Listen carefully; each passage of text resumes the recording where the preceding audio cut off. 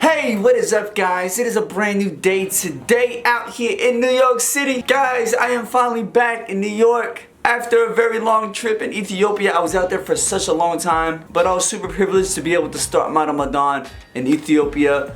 You know, helping out, giving back, doing charity, helping people see for the first time and hear for the first time in many years. It was an extremely beautiful experience with Muslims of the world, and I was honored to be a part of that experience. We raised over $500,000, which was such a beautiful thing. So I just want to say thanks to everybody who helped out in that project. I appreciate every single one of you guys. Now, I am back in America. I'm still adjusting to the time zone. As soon as I got back, I decided to call my family up and catch up. And then I heard probably the most craziest story that I didn't even believe was real. The surveillance video is clear as day and instantly disturbing. We froze it just as you see a woman dressed in black come up from behind another woman and pull out a gun to shoot her in the head. I was doing my work here and just I heard the shot and we looked and see the lady down.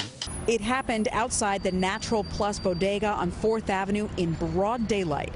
The victim was walking inside the store at the time, a place workers say she visits often. I know this woman, she's a very honest lady, very nice. But it's sad, you know, to see the lady going down like that. So, if y'all don't know, my dad works in a store in downtown Brooklyn. He's been working there for many years. My dad witnessed a woman getting shot right by the doorstep of his store. I generally don't know how to say it, but it's crazy. It was all over the news. How crazy is this? My dad literally witnessed a woman getting shot literally by the doorstep of his store. Like, it's really scary to me too because this woman did it in broad daylight in downtown Brooklyn, one of the busiest areas in Brooklyn. Like she must have not cared about life at all to commit a crime like this in broad daylight. I'm actually in complete shock something like this will actually happen, especially in today's day and age in 2021 where there's cameras everywhere. I'm just looking at the footage again and I see the woman just casually walking to the store by herself, and in her head, she probably thinking she's going to the store to get a sandwich, you know, do some grocery shopping or something. But little does she know, she's having her last final steps, her last final breaths of air. When I spoke to my dad about the whole situation, he told me about how he knew the customer, that she's been going there for years, for many, many years. It's just crazy that something like that will happen to her. He said she was such a nice person. To me, like, I find this whole thing as such an eye-opener. You know, it's the month of Ramadan. It just shows that, like, your life could literally be taken at any given moment whenever God wills. It's just very unfortunate for that woman and her family, you know, to be executed like that in broad daylight. I can't believe things like this are still going on in Brooklyn. I'm gonna call my dad just to get a little statement for you guys. Assalamu alaikum. Alaikum assalam. What's up, Pops? Alhamdulillah, كيف انت? حياك الله. Alhamdulillah. دايما بخير. Alhamdulillah, everything's good, Pop. I'm just happy everything was good with you. I just want to ask you a couple questions about what happened, what you seen yesterday, the other day. Well, as I said, I was here, I was busy with the people, and the lady, she come running behind her girlfriend, and she just pulled the gun, and she shot her in the head. You heard it? Yeah, of course I heard it. I from the door. And who found the body? I did. I went right away. I look outside and I see right now. And were people panicking in the store ever? A lot of people, yeah. They were panicking? No, they don't know that was a shotgun. They don't know. They thought like a firecracker or something. A firecracker? Yeah, that's what they thought. But then when I found out the lady is laid down, you know, when I went outside, I saw like the blood come from her head, between her eyes and her right eyes was like a balloon, you know. Wow. So you think the bullet got stuck in her eye? Yeah, I think so. In the top of the eye, yeah.